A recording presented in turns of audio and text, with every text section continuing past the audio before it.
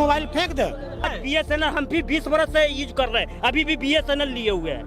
चलिए दिखा दीजिए, किसी बिहारी को 10,000 से ज्यादा तनख्वाह होगा ना तो हम यहाँ पे हार मानिए। चलिए 4 साल से मेरी तनख्वाह 8,000 रुपया है और 155 रुपया डलवाता हूँ, जिसमें 15 दिन मोबाइल मेरा बंद रहता है। 15 साल से यही मोबाइल में रखा हूँ, अपनी कसम खाए कर रहा हूँ। अब 200 का कहाँ से कराइए? अब 200 से वही तो टेंशन बन रहा है, मैं रिचार्ज कहाँ से करवाऊंगा। वोडाफोन और जियो की तख्तियां लादे दिख रहे हैं। कुछ दूर चलने के बाद वो इन कंपनी की तख्तियों को एक गड्ढे में गाड़ देते हैं और BSNL की तख्ती डाले बच्चे को कांधे पर उठाकर नाचते गाते नजर आ रहे हैं। আগে মানুষের কাজ খাবার জামা কাপড় বাড়িতেই মিটে যেত, কিন্তু তারপর মুকেশ আম্বানি অভ্যাস বানালো ইন্টারনেটের ডাটার। তারপর যখন অভ্যাস হয়ে গেল তারপর দিল দাম বাড়িয়ে। তার পিছন পিছন কী হলো, ভোডাফোন আইডিয়া সব কোম্পানি মিলে একত্রে যখন দাম বাড়িয়ে দিল, এক ঝটকায় 3টে কোম্পানি মিলে 50,000 কোটি টাকার মুনাফা করে নিল। প্রত্যেকটা ভারতবাসীর প্রথম সিম ছিল BSNL।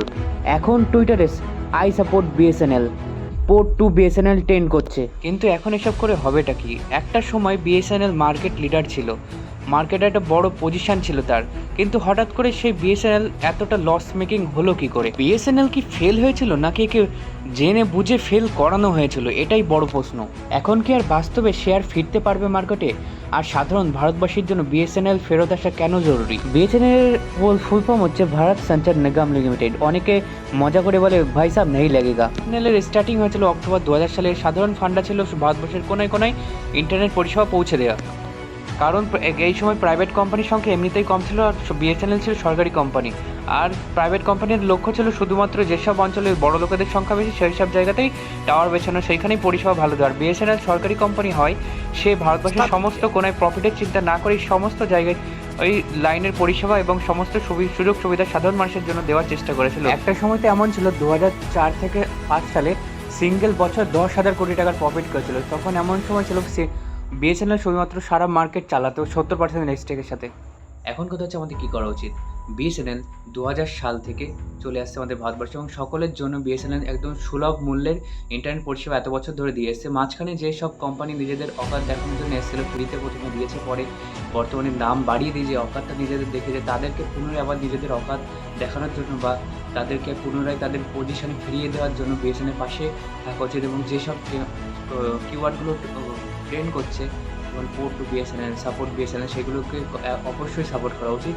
যেমন BSNL কিছু রিচার্জ প্ল্যান আছে, যেমন হচ্ছে 299 টাকা, যেটা আইডিয়া ভোডা বা জিওতে যেটা রিচার্জ প্ল্যান, সেটা BSNL মাত্র 187 টাকায় সুলভ মূল্যে। এবং BSNL আপাতত যে নিউজ পাওয়া যাচ্ছে, SpaceX কোম্পানি যেটা হচ্ছে স্টারলিংক, ইলন মাস্কের এবং হচ্ছে আমাদের টাটা, রতন টাটা উভয়ে মিলে BSNLকে সাপোর্ট করছে। কি এটা হচ্ছে আমাদের স্যাটেলাইট ইন্টারনেট সিস্টেম হচ্ছে প্রোভাইড করবে সকলকে।